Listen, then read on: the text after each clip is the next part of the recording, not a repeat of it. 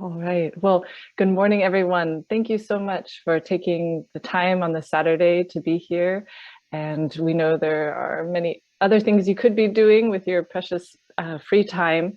So we really appreciate your commitment to learning, to teaching, and we're excited for this time together. I want to welcome you on behalf of several organizations who've been working to put this series together. We have the California Environmental Literacy Initiative, the California Geographic Alliance. We also are, many of us are representing the California Subject Matter Project, and you may know specific projects within that, like the Global Education Project, or the Science Project, or the History Social Science Project. And you have representatives from all of those projects here today. And we are just excited to dig in and to be thinking across disciplines about these issues that really matter for our students and for our world. And we are wanting to learn from you, learn with you, and to see where we can go from here. So I'm going to pass it to my colleague, Monica, and we'll all introduce ourselves in a minute. Thank you all, and thank you, Shelley. Again, welcome. I want to take this time to do a land acknowledgement for the previous contributions of Indigenous people and stewards of the land prior to us being here today. So just take a moment to read some of the literature there, but with the focus that the goal of the workshop series that you are engaging in is to help you, the teachers, and your students form a more intentional relationship with the land in which you live. So with that, I'll turn it over to, I believe, Tom to introduce all the committee members. Hi, everybody. My name is Tom Herman. I'm with the California Geographic Alliance and also the California Global Education Project, which are kind of in an ongoing permanent partnership. So happy that we are gathered together. What you're about to experience is kind of a labor of love of a group of us who've been meeting for quite a few weeks. So we hope this will be a really engaging learning experience. But I want to give a chance for all of those folks who've been part of our conversations and who have also joined us this morning to introduce themselves. So if you guys can just go down the list. Good morning, everybody. My name is Amy Frame. It's great to see so many familiar faces here and new people as well. I'm the Director of Strategic Partnerships at 10 Strands, and I help support the California Environmental Literacy Initiative's Innovation Hubs, as well as awesome projects like this. Thanks, Amy. Good morning, everyone. I'm Emily Schell. I'm the Executive Director of the California Global Education Project. We're at the University of San Diego and have 6 sites across the state to support you in geography and global education. Tom said this has been a labor of love for several weeks. Tom, it's actually been many years that we've been working on this and helping teachers to better understand the geospatial tools that are available for them and for their students so that we can remain more connected and informed in our world. Good morning, everyone. Shelley? Good morning again. I come from the History Social Science Project. I'm at the statewide office at UC Davis, and we have sites in Southern and Northern California to support teachers in these various disciplines of history, social science.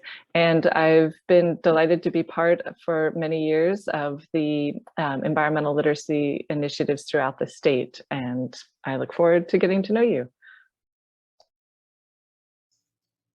And I don't believe Harold or Kendall are with us this morning. Okay, just pause for a second in case I missed them. Okay, Chris.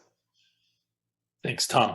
My name is Chris Grismer. I'm from the Science Project. I work up here at UC Davis in the Sacramento area. And I come to this work with a background, a degree in ecology and marine ecology. So I'm looking forward to looking at maps. Maybe we'll look at some maps of the ocean at some point. Thanks. Monica?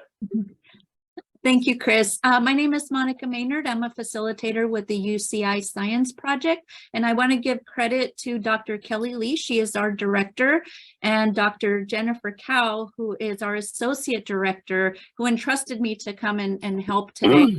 My background is in geology. Specifically, I hold a master's in environmental hydrogeology, and I also have a GIS certificate. And I'm really happy to be here and be part of the team and you know, get my map on. All right. Well, we have some norms that we'd like to engage with for our time together today, and most of you have experience being on Zoom, so I think, you know, it's not worth our time going into all of the details of how to be on Zoom, but if you do have questions, please put them in the chat.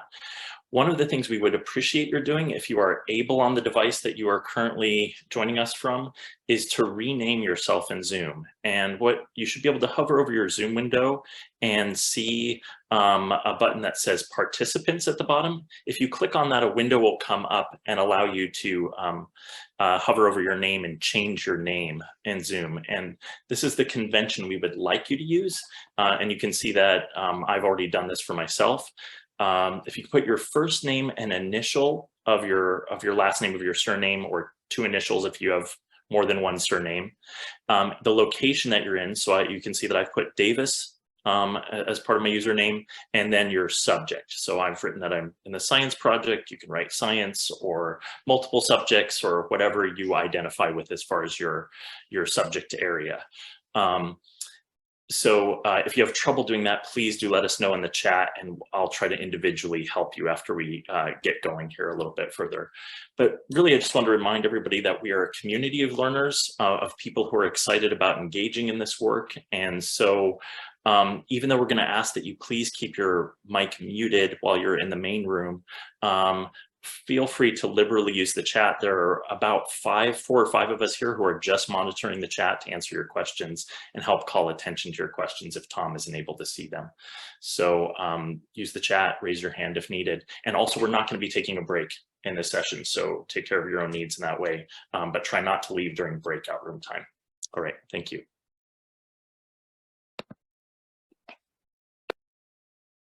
There I go, forgetting to unmute myself, but it's wonderful to be part of a team.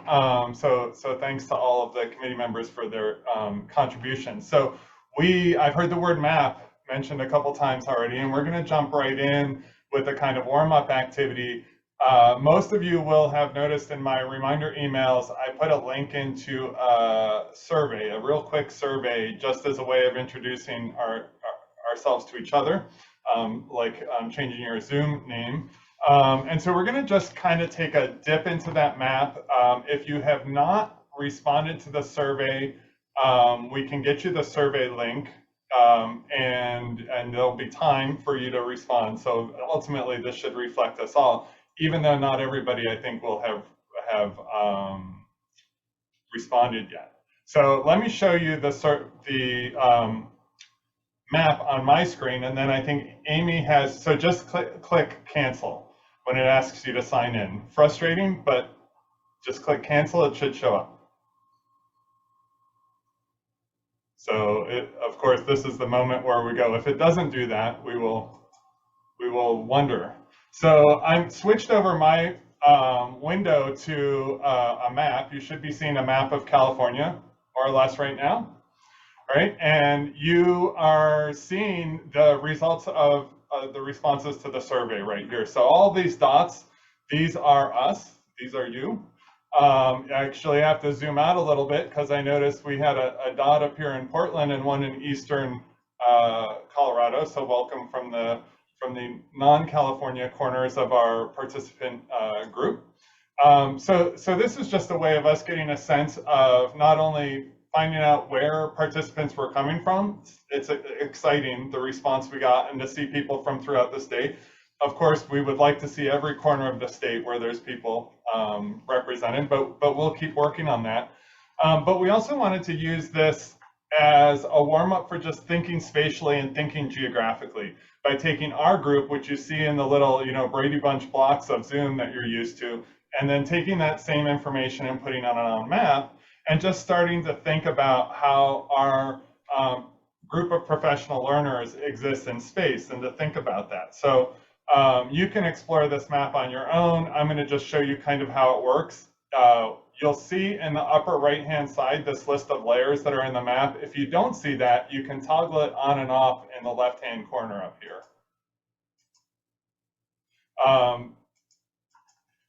If I turn on a layer, click the box next to a layer, it turns that layer on and off, right? So in addition to the information about us and where we're located, I've also just put a little bit of contextualizing information in there to think about some of the ways in which we might be in similar or dissimilar circumstances to each other as professional educators. So by the way, if I click on one of these dots here, I get a response from one of you, Felicia, who responded this word humbling, which is how I felt in dealing with the technology, because I made a small mistake in my survey setup. So not everybody's place that they feel an attachment to is appearing right here. But if you click on your map, you'll see this survey 0 layer, and the information is a little better presented there. And if I did capture that answer, it's going to show up in here. So there's me, Tom, I'm feeling inspired, but the place didn't show up here. So I'll fix that in the future, but you can see us there. So let's just think about the context in which we're all located. So one layer I added to this map was the US population density. Just thinking, are we coming from urban, rural, suburban settings? So when I turn this layer on, you see the whole United States lights up because it's a national data set. But if I zoom in, for example, we have a lot of participants coming from LA County. And if I zoom in on LA County, this layer will eventually resolve into census tracts, zip codes, and then census tracts. So you get a more detailed view of what's happening and how population density varies across the state. So you might see, for example, that there's a group of people who are teaching in one area that is highly dense, and you might see that similar situation exists in another area where teachers are located and there's a high density. So that's one of the ways in which we might be separated by a fair amount of distance, that kind of space, but we also might be connected by similar circumstances. So I put another layer, I can turn that one off, and I can put another layer in there that's diversity index.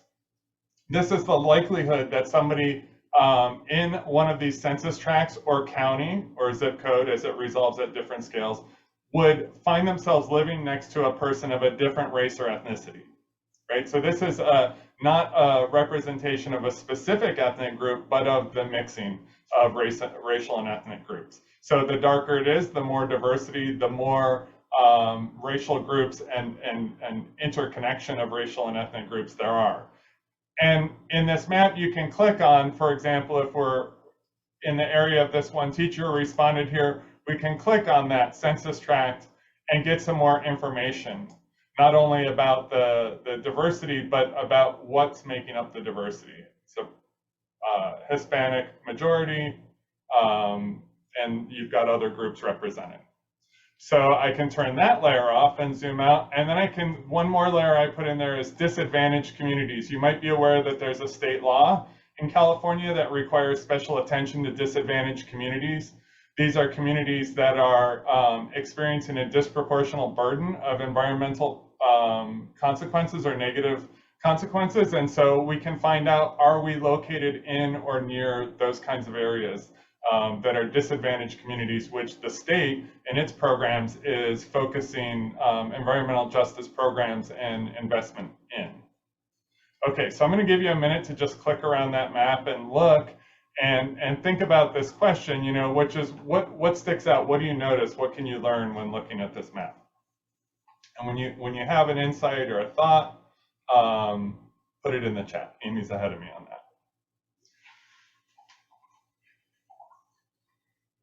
So yep, there's a lot of data, right? You can start targeting regions of the state that are more or less diverse, more or less dense.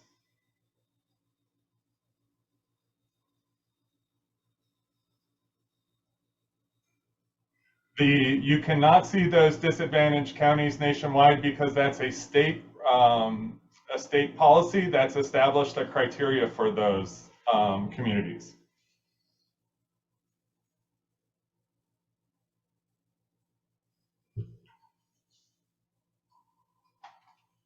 All right, I'll just give you a couple more seconds to click in. Yeah, sorry about not just cancel when it asks you to log in.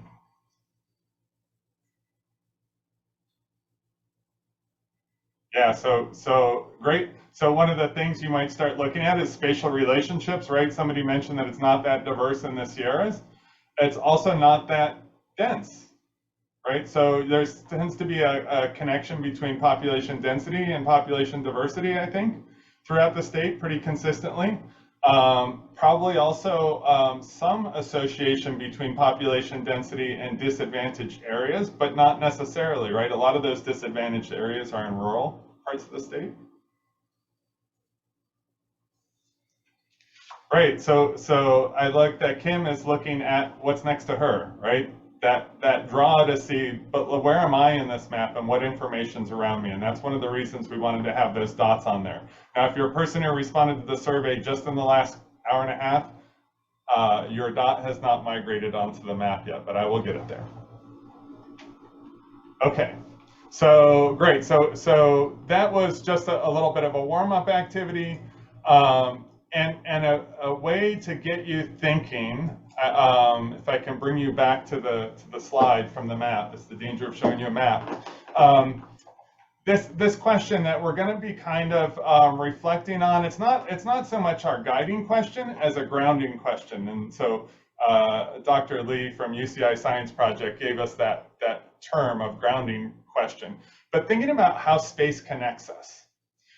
I'm a geographer, I've mentioned that, and we think about space in a lot of ways that a lot of people don't think about. Just like historians think about time in a lot of ways that other people don't spend time thinking about, right? So I want to think about this, how does space connect us? Because a lot of people would probably immediately think space separates us. It's this dimensional quality, it's empty in a sense, so it's a distance between. The same way that time can be a distance between us and the past or us and the future, right? But we need to think differently about the content of that space, because what happens is human and natural systems, the things that we're going to study around environmental literacy and environmental justice, those things are organized in space and organized space. So when we think about how space connects us, it actually connects us in a very particular way to human and natural systems. Those might be economic or political systems. They might be ecological systems, like in the same watershed. They might be things like interaction based on movement, like places that are connected by a freeway. So I was thinking about things like material flows, that kind of movement of things. Patterns of similarity and difference, which we looked at looking at those kind of urban and rural and places of more or less diversity. But then I also wanted to put this idea that space connects us in terms of our perspectives, right? Our way of looking at the world is actually grounded in the location where we are. And so when we examine another place that's different from ours, we see it across that space and through those relationships. So it's not just empty space, it's got all of this relationship built into it. And that's what we're going to be exploring in relation to environmental justice. Okay, so that's a little bit of a deep thought, and we'll keep coming back to that kind of what is the content of space. We're going to get back to that geography in a couple minutes. But let's talk specifically about the goals of this series. So we're going to be meeting 3 times on a Saturday morning for an hour and a half. It's not a huge amount of time, but hopefully it's enough time to kind of kickstart some thinking and some action in your teaching practice. So 2 goals. The big one is to encourage interdisciplinary inquiry and culturally and community responsive instruction for environmental literacy and environmental justice. That's the big picture. And I kind of think you guys are already bought into this goal if you signed up for this workshop and made time on a Saturday to arrive. So thank you for joining us in that goal.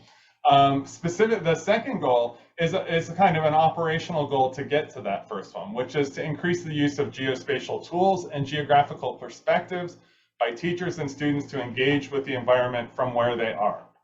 So our guiding question for this first session is, how can a place-based approach enhanced by geospatial tools help students to think more deeply about the ways human and natural systems interconnect and interrelate?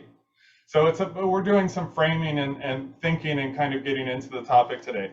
And then our guiding questions are going to be a little progressive as we move through the session. So in session 2, our goals are the same, but our guiding question is how can place-based inquiry and access to relevant data, somebody mentioned the data that's present in those maps, how can that promote environmental justice and learning in different subject areas? So we're starting to think about the context in which your professional practice is carried out.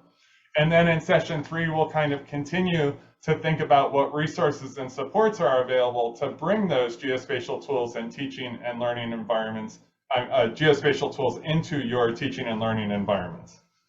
So there's going to be a lot of info today, and then progressively there's going to be more time for kind of processing, discussion, and thinking about implementation of these ideas into your practice. So ultimately, we're not just trying to tell you about something, we're trying to give you some resources and tools that you can use with your students for the types of outcomes that you're already committed to.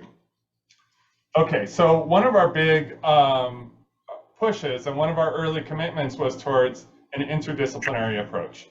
And this is a slide that's meant to explain why we think an interdisciplinary approach is crucial when we talk about taking action to address environmental justice, which I think is a particular kind of aspect of environmental literacy. So what you're looking at is an environmental literacy ladder that talks about how you get to students towards that ultimate goal up here. The goal is capacity, right? The capacity for action to make a difference. That's what we're hoping our students will get to. And if you look at what it takes to get there, it's not just knowledge and skills, but it's also disposition. It's awareness, it's attitudes, right? And it's the willingness to take action. And so we get at that not just by science, not just by history, social science, not just through the arts, but by combining those things so that we're kind of recognizing that a student or an engaged citizen is a whole person, and they need to be involved and committed to and invested in the efforts that they're going to make in order for those to be meaningful and effective. Okay. I'll take a pause after the next slide in case there's questions. I also felt the need as a geographer to kind of explain why I think the geographical perspective and geographical approaches are particularly useful. So this is not to promote the discipline of geography, but to show how geography, well, it is to promote the discipline of geography, but to show how it plays a role in kind of supporting interdisciplinarity. So the man in the picture there is a famous geographer, Yi-Fu Tuan, who just happened to pass away in the last month. So it gave a perfect opportunity to think about what he brought to geography. So the thing that I really like in this quote, it's a little fuzzy, so sorry, it's screenshot off the web, but it says, the definition of the field of geography is the study of Earth as the home of people. Right in the middle of that, right above my blue outlining. And so he says all of the principal subdivisions of geography build off of this sense of home for people. And so I really like that because if you think about home is not just a physical space. Home is not just a set of resources that shelters you from the elements and that provides space for activities. It's a psychological and kind of ethical base as well as a physical space. So when we talk about geography, geography is going to be bringing together what's kind of obvious, what we see in spatial, right? Dots on a map, areas colored showing you what's happening in different areas. But geography is also really concerned with ecological perspectives. And ecology in the sense of geography is like talking about how different elements, how people and other organisms interact with their environment. And if we want to take that into account and really account for what drives people's interaction with the environment, science is not going to help us get there if we don't think about those dispositions, those attitudes, the awareness, the goals that people have, how this fits into them, so that those ecological perspectives that Yi-Fu Tuan as a humanist brought out really have to do with how people think about the world around them, how they relate to the world around them, and what impact they have. And so we can't just focus on the impact without thinking about what motivates people and what leads them. Okay, so those natural systems are spatial, but those human systems are not only spatial and physical, but they also include these psychosocial elements that are shaping the world around us. Okay, so any questions? I'll pause right now before we get to a little bit of a thinking activity for you. Chris, or anybody else seeing questions that are pressing? No? Okay. All right. So one of the things when we envision this project, oh, go ahead. Sorry. We do have a question, which is which map would we use with our students and how can we customize them? So I think just to address from the start, like how over the series we'll get to that.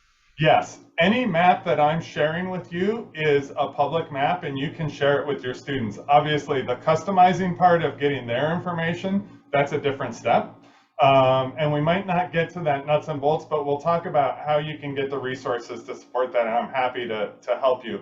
One of the things we're going to be using a cloud-based software called ArcGIS Online, which is totally free to teachers and K-12 schools all around the world. It's very exciting. There's lots of kind of makerspace opportunities in there. It's also potentially daunting if you're a person whose plate is full and you don't want to learn a new software. And so a lot of what we're going to be doing is showing you how to kind of consume the products of that software, use it to visualize and analyze the world around you, and then you can kind of choose whether you're going to go deeper. And I will definitely be prepared to support you on that. Okay, excellent question. So when we conceptualized this series and the idea of engaging teachers in using geospatial tools and helping their students do place-based analysis of environmental justice issues, we came up with this term and we put it in our proposal to get the funding for the project. We said we're gonna cultivate a community of environmental justice pathfinders. Well, we had an idea in our head what that might mean, but just at this point, we'd like you to take a minute to kind of reflect on this question and see what you think that those words might mean. And there's no wrong answer. Matter of fact, it's could be one of those wrong answers are entertainment type of thing. But we'd really like your thoughts on what you think an environmental justice pathfinder is or could be.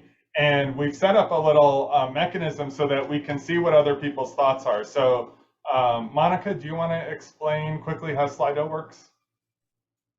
Yeah, so if you take your phone and you just kind of hover your camera over the QR code, you should be able to get to the Slido. If you're not able to, you can just go to slido.com and enter that number. It prompts you to enter that number. And then I will go ahead and share my screen. And I will show you what it would look like. And so the question appears there, so you can just type in your answer. I see that we have now 10 participants typing. So the question comes up and then you just type in your answer. So I can see an activist who organizes change. So what does being an environmental justice pathfinder mean to you?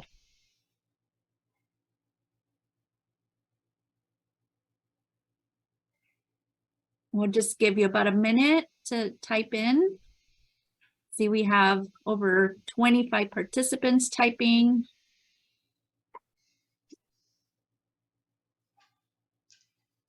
Engaging in advocacy, taking approach. And we will be able to capture this in a document and we will be able to share this with everyone as well. An engine of change, teacher who provides the curriculum for students to learn. Very good. Great job, everyone. These are great answers. All right, people came ready to Yeah. think and talk. Perfect.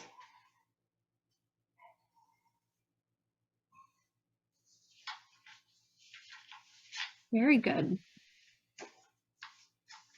Okay, so you kind of got to see what everyone is typing in. I'm going to go ahead and stop my share. And we will provide this at the end of the session for everybody. Awesome. Thank you so much, Monica. And okay, so the bottom line is it's up to us collectively to decide what an environmental justice pathfinder is. And I think you can get some inspiration from thinking about that ladder of environmental literacy and thinking, how would you boost people up that ladder? How would you do the things that are called for to bring people towards that capacity? So, you know, you might start with awareness, or you might build skills or build empathy, or all kinds of different ways. So there's no one way to do it, but we're really excited that you're up for the challenge. So the step that happened before this webinar series was launched was the creation of a new teaching and learning resource, which is called California's Hub for Environmental Learning and Action, or CHELA for short. This is just a screenshot of the homepage of the website. And we will be digging into the website a little bit more, and you're encouraged to explore on your own. It's a work in progress, and very much this webinar series will help kind of shape the future development of it. The main feature of there's kind of 3 student-facing components, shorthanded here as maps, knowledge, and stories. So there's an interactive environmental atlas of California that uses this GIS software I mentioned. There's an inquiry toolkit, which is designed to help students kind of connect with their interests and concerns, and then formulate kind of deeper or more focused questions about the things they're interested in, or about the places they're interested. There's a storytelling showcase, which is hopefully going to kind of tap into the leadership and enthusiasm of students and educators who are moving through that ladder. So they could share in the storytelling showcase about an activity that raised their awareness, or they could be at the top of the ladder and said, here's what we did to make change in our community. Anywhere along the way, we do want people to be talking to each other to inspire, but also to let people know they're not maybe the only one doing something. And that far right side, that's the non-teacher facing side of educator resources. That's where you can get more information about getting ArcGIS online for your school, starting some training. There's also some instructional resources you can use there with or without an account, ArcGIS online account. Okay, so you guys did a great job of reflecting and thinking about the first question, so we're going to double it up and give you 2 questions to think about, right? So one of the things that's really important in that getting to culturally and community responsive instruction around environmental justice is thinking about how your students and your community and the place where they are is at the center of it, right? And then thinking about how your teaching and the instruction and the subjects you teach contributes to advancing students in their thinking about those environmental issues. So if you take a look at these 2 questions, we have, we'll give you like 2 or 3 minutes to get your thoughts together, and we've got a Jamboard that has slides for different subject areas. So you can find your subject area and put your thoughts in there. Each one is divided into, you know, rather crudely into 2 halves, one for interest of your students and one for like where this comes up in your teaching. So if one board is getting full, feel free to just move to another one. Or if you're not sure which subject area, you know, maybe you're an elementary teacher, that's fine. You could put it in you know, whichever one feels right to you. And then in about 3 minutes, when you've had a time to get your thoughts together, we're going to put you in completely random breakout rooms, so you can share and hear what other people are thinking about this and get ideas bouncing off from different points of view. All right, so 3 minutes to think about this.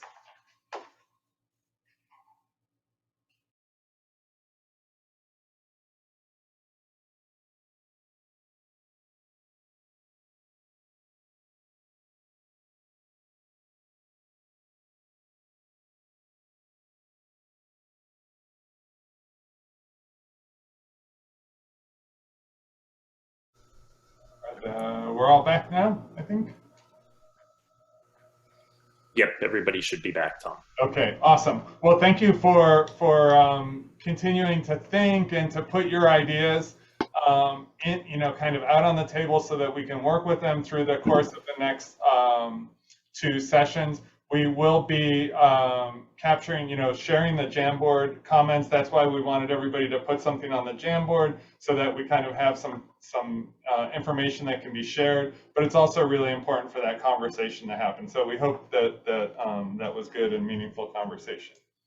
With the rest of our time today, we're going to be kind of focusing on a topic that we decided on within our committee as a good sample topic for environmental justice. So we just wanted something that we could kind of sink our teeth into and think about in this new kind of spatial and ecological perspective, think about how it affects us, how we're positioned in relation to this. And air quality seemed like a good topic.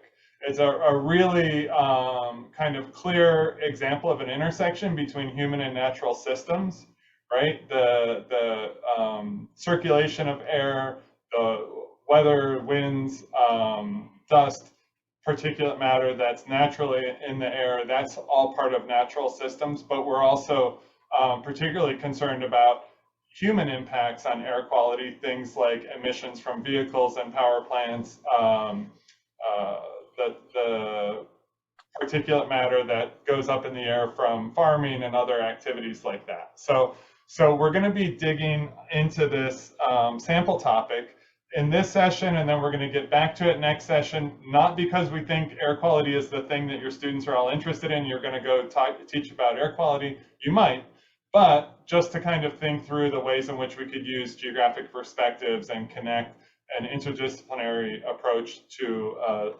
environmental justice topic.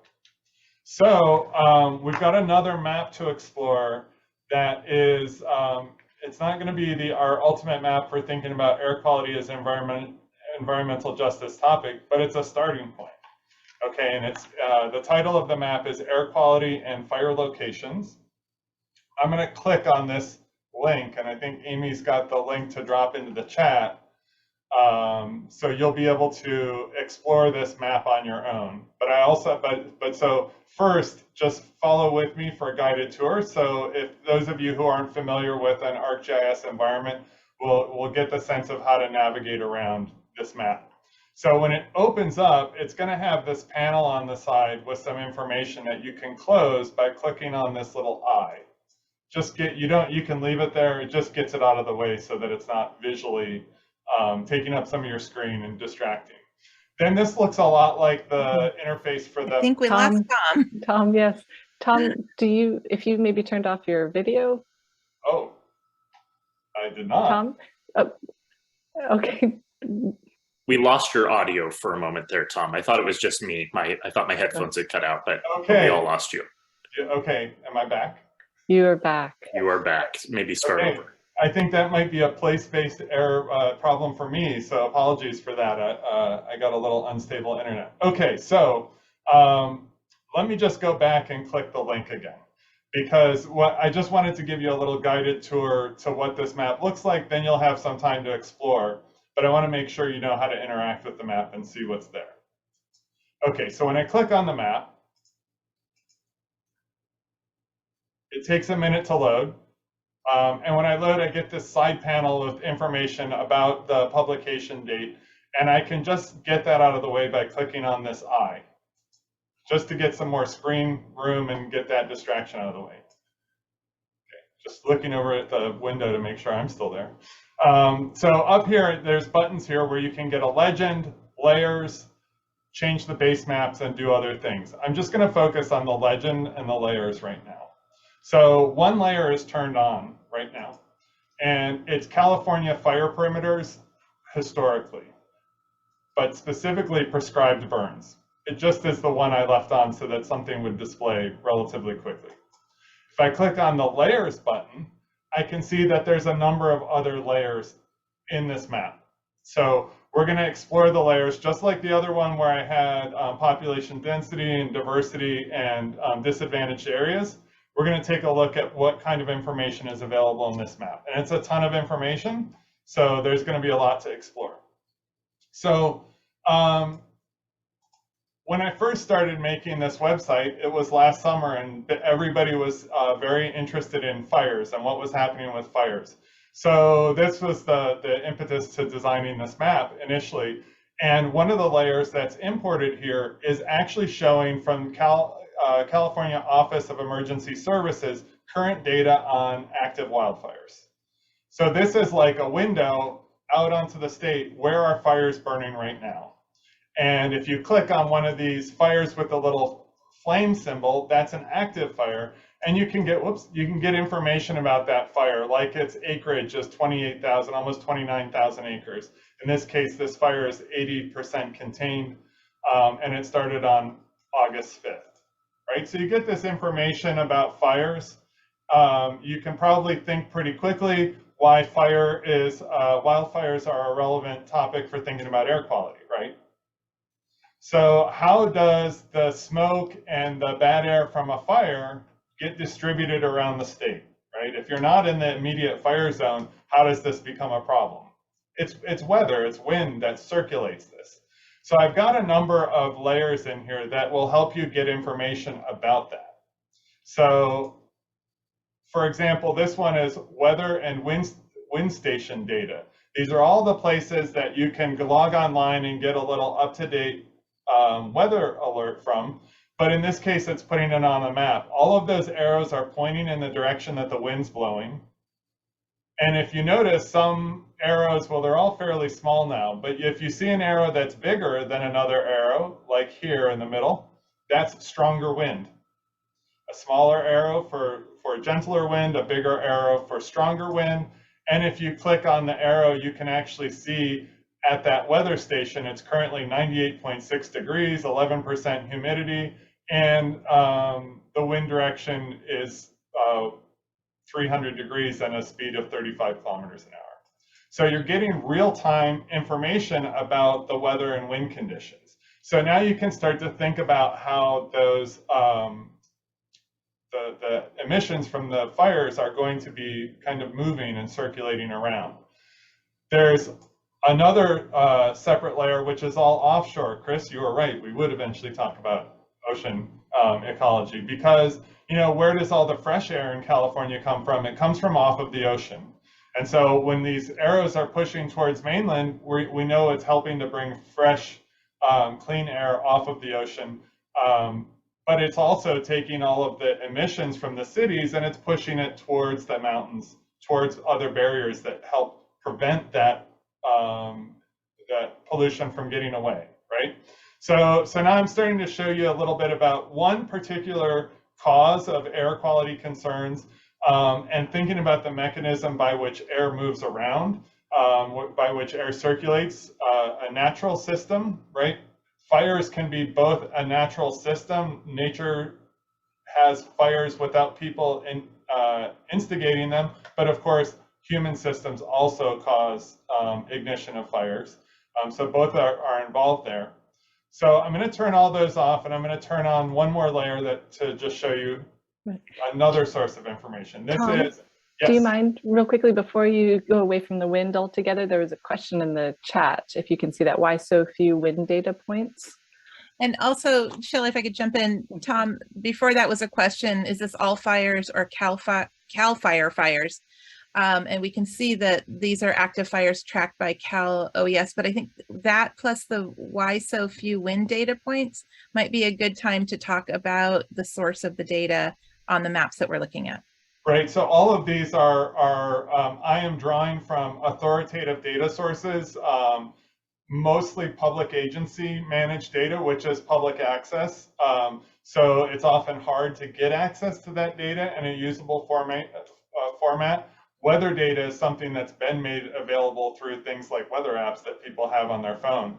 So the fires are all fires because Cal OES would track all fires, whether it's a United States Forest Service firefighting response or a Cal Fire response or a local fire department. They would be tracking all of those. And when the fires get big, so the good news of that layer is we don't really have big fires growing in California, burning in California right now. Don't listen to the media description because they say the largest fire in California this year. And then they make it sound like we've had a really big fire. We haven't yet, because when we do, you'll see the outlines, the actual boundaries of the fire area show up on the map. So when we were in the middle of last summer, there were huge swaths of Northern California within active fire boundaries. The distribution of the arrows or the weather stations really just tells you about where there are people who want to know about the weather. So where there's a lot of open space without a weather station, there's probably not a lot of people either. Where there's a big concentration of population, you're going to see a lot of weather stations. Like if I zoom in on Long Beach here, well, that has to do with the port. It's very important when you're driving a giant ship into a narrow lane that you know about the wind, right? So you get different reasons that people are collecting information or putting sensors out there to get up-to-date wind information. So this is essentially the same thing that your local newscaster has access to get information about current weather conditions. It is the network. There's nothing that we're not seeing unless maybe like a military source. Okay, so I've turned off all the layers and I'm going back to this air quality layer. And I'll zoom out so you can see the whole state.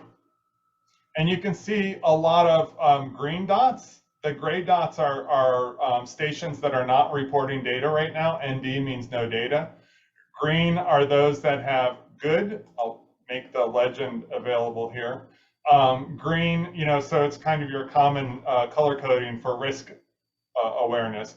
Green is good, yellow, slight concern, orange, elevating concern, so you get to the purple and the maroon. So you can see a lot of good, a few kind of moderate air quality readings, and then just a couple, 2 or 3 that are in the bad zone. So I can tell you at like 8:30 this morning, these stations up here were returning 150, 180. That's what their numbers were, and they've dropped down substantially. We could figure out why by turning on the wind, right? And realizing that maybe the wind is now moving the smoke from those fires away, right? If I turn on the active fires, we might see that there's a different relationship between the fires, the wind, and those air monitoring stations. We might be able to go down to this one here in Yosemite and see that the impact of these 2 fires is being recorded by this air quality station. So there's an extreme impact on local air quality from those 2 fires there, those 2 active fires. So this is just a tool, this map, to allow us to start to think about the human and natural systems that are involved in generating the uneven air quality that we experience throughout the state, right? We've got great air quality. Look up here, a zero reading. All fresh air coming in off the, go to Crescent City and you're gonna breathe nothing but clean air. There's also a spot over here by Lake Tahoe reading a 0. So we've got places that have literally perfectly clean air, and then we've got places where the air is unhealthful for all people, all ages, all conditions. And so we can start to think about how does this vary? What are the patterns and variation? What are the interactions? And what are the effects, right? How could we use this information to kind of think about potential solutions or potential responses, right? Maybe there's no way to solve the problem, but you want to remove people from the hazard in some way. Maybe think about evacuation or something like that. Tom, we have a question about capturing this data from Karen. She wants to know, is there a way to go back a few hours or a few weeks or a few years to compare these readings? Yes, so there is an opportunity. So what I've done now is taken a data layer into this map and assembled it into like a mashup. That's what this is like, think of it like a mixtape, right? But if you go back to the original source for this air quality monitoring, you would be able to go back and kind of dial back time and see what readings were in the past. So you would be able to get to a spot in the past. And I should say that there's also, once you get interested in these topics, there might be other ways to get data about air quality. For example, air quality monitoring stations are like a little device that takes in air and measures the condition of it. But there are also satellites that are scanning the Earth surface constantly and gathering information about the particulate matter in the atmosphere. So that can give you a way to get some sense of what's going on between those monitors and to get another source of information. So this is one authoritative, important source of information. It's not the only one. It's maybe the most user-friendly. So these maps that you're seeing, these are the kinds of maps that are shared on the Interactive Environmental Atlas of California.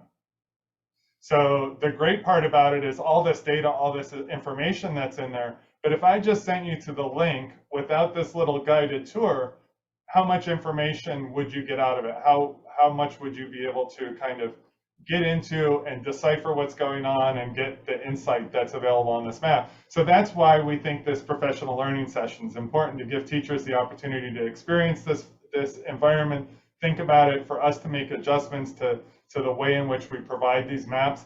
But this map right here is one that you could open up next week with your students, and it wouldn't just show what you saw right now, because next week that 71 might be back up to 200, right? So it'd show you what's happening right then. And that's one of the exciting things about it, is that it's not just information in a spatial context, but it's also the most relevant, recent, and authoritative information on the subject. Any other questions I haven't gotten to? Okay, so what we would like to do now is give you a little time to explore the map. I think you've all had a chance to open up the map on your own browser. And this is the moment where you probably had to hit exit or cancel if it asked you to sign in. Hopefully it didn't do that. And so take the next like 10 minutes to explore the map on your own, and think about what you can learn about air quality in California, how you might better understand what's happening in your area and how your area compares to other areas of the state. And then there's probably a whole lot about that third bullet, about what other questions you have, or what else would you like to know about air quality or about the data you're seeing in the map, right? So take some time to explore, but don't go away. We will bring you back for a wrap up in about 10 minutes. But I just wanted to make sure you have time to look, zoom in on your area, get that data to resolve at a higher resolution, and look at the places you care about. Look at the places that you have strong connections to, and check out what maybe you can learn that you didn't already.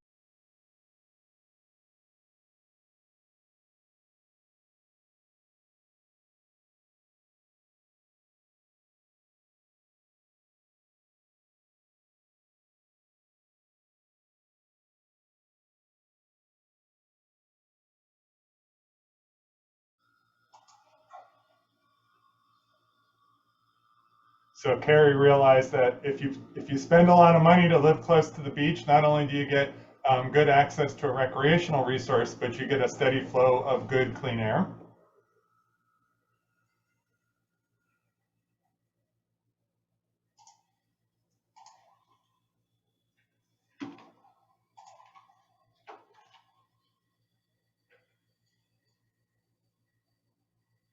That is the map link for anybody that missed it. Well, so the numbers and colors on the map, there's a good reason why they color those higher categories kind of blood red. Because they know there's a natural kind of, oh my goodness, this might need attention. It's like the flashing red light type of thing on your dashboard. So I think that's, it takes some, right? There's things that are immediately, inherently understandable, and there's things that require some background knowledge and interpretive skill to understand. And that's one of the things we want to help students do.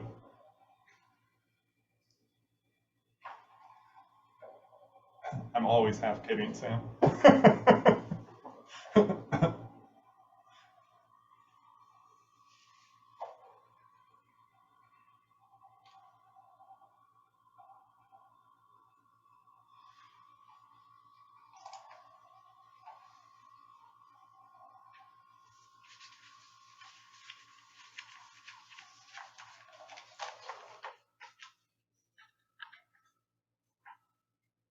one of the things I love about, and everybody values about Google Maps in their phone and in their car now, is that it keeps you at the center of the picture. And that's one of the great things about interactive maps and ArcGIS Online, is that it allows you to basically decide how the map is oriented and how the map acknowledges where you live, right? And you can make it the center if you want. And you can zoom in or zoom out as much as you want to kind of think about your place in different scales. Totally opportunity.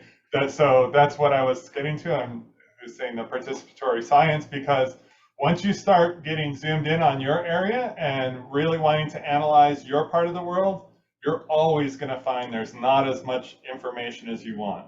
You want to know, how is this bad air affecting people's, I think I'm unstable. how is the bad air affecting people's health? You might need to ask them if nobody else is asking them. There's some great projects happening, science projects happening in the Central Valley, trying to fill in gaps about the air quality, but also about the air quality impacts.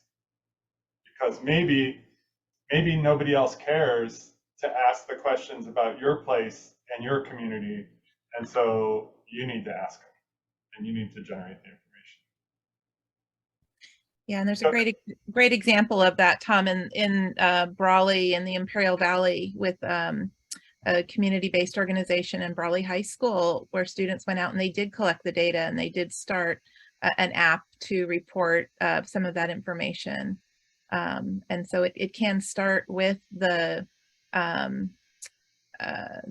curiosity and the intention of the students and their teachers. Yeah, great questions also about the interpretation of the actual data. You know, like, what does that mean, 0 to 300? It's an index. So that might be a question students to feel like they can interpret that data. They might want to go learn more about what the air quality index measures. You'll see if you click on one of the air quality readings, you get a little more information than just the number. So you could see that, in fact, there might be a particular kind of air pollution in one area that's different than the other area, and they might have the same number.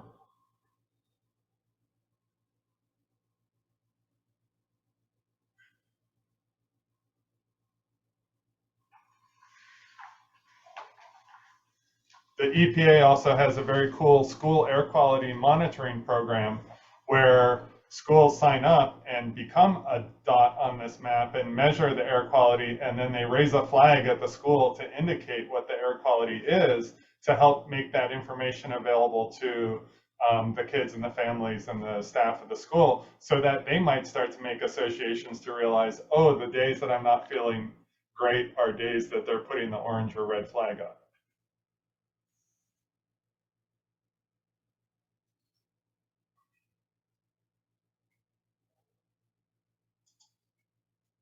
Ooh. I'm not sure I can put my finger on the program for the school, but I will put that in the follow-up. I want to make a note.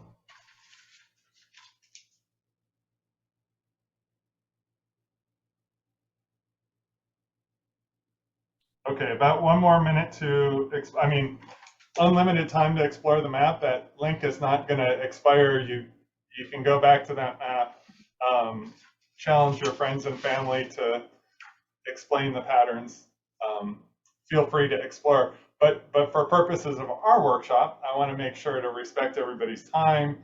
I appreciate all of the ideas and the thinking that's coming through in the chat, and I can't necessarily respond to all of them, but they're good thinking and all of that.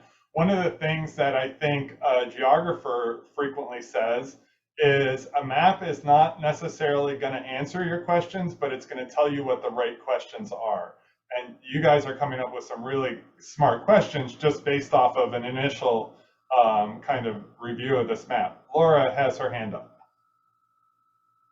Go ahead and unmute. And Hi, yeah, I just I posted a link to the Cal Enviro screen, and that one does what a lot of people are asking. It's census tract, and it looks at like pollution burden, and you can look at asthma rates or cancer rates. It's all on that one map. So if you scroll down, you click the OK in the center. If you're on that, you can type in a search, or you can just use You can just click around the map and it'll show you all kinds of different indications of air quality and pollution and like water access and particulate matter and all of that. So if you just click on one of them, it'll give you data. Awesome. And that some of you might have experience using the Cal EnviroScreen tools, and it's gotten updated. Yes, we will get you a document with resources. We'll try and make sure that you have all this stuff moving forward at your access. Cal EnviroScreen, I just wanted to let you know, is built on ArcGIS Online. And so the layers of maps that are in Cal EnviroScreen are available, for example, to me to import into the maps that I'm making, because that's a public agency, public data set. So it's a very sophisticated tool. Cal EnviroScreen is meant to inform policymakers, as opposed to, so it might be a little overwhelming for students, we decided, but even within our environmental atlas, if you scrolled all the way to the bottom, there's a link right there to Cal EnviroScreen, because if it's familiar to you, it still could be a really useful tool. Okay, earthnullschool.net is one of my favorites in the world, but actually it's been updated. I will get you the link for NASA's Earth Now. So it's the same thing, Earth Now, it's spectacular. Absolutely spectacular. So the way that I'm kind of showing you that a map allows you to hover over California and see what's happening now through data. Earth Now is NASA's project, which allows you to see exactly that for the whole Earth, and then see which satellite's tracking it and what kind of data it's collecting. Wow, you guys are so fast with the links. This is great. Okay, so just thinking about our kind of wrap up for today, right? We're going to pick back up on air quality, and we're going to think much more about how we would approach air quality as an environmental justice issue, right? Because I think we haven't really gotten there yet with the map that I presented, but the questions you guys are putting in the chat and the kinds of comments are getting there, right? What's the impact on people? What's the difference? Why? What can we say about the reason that these patterns are being created, and how maybe that space is connecting in two kinds of ways? Because people have said it in the comments. For example, the lower income or the less populated areas also have this other characteristic, right? So that's where we start to see how space connects us and generates these patterns that are an output of a human system or an output of a natural system. And then we can start to think about how different people are kind of being related to the environment through their position, through their location. So so we will definitely compile resources. Yes, I'm seeing that request. And I definitely love the fact that you guys are not shy about sharing what you're thinking now. I don't even need to prompt you with that question, but I would like you to take this very, very quick survey just before you log out and go on with the rest of your weekend day. Two things I want you to do. One is take the survey. The other one is make sure September 24th, 9:30 to 11 is on your calendar.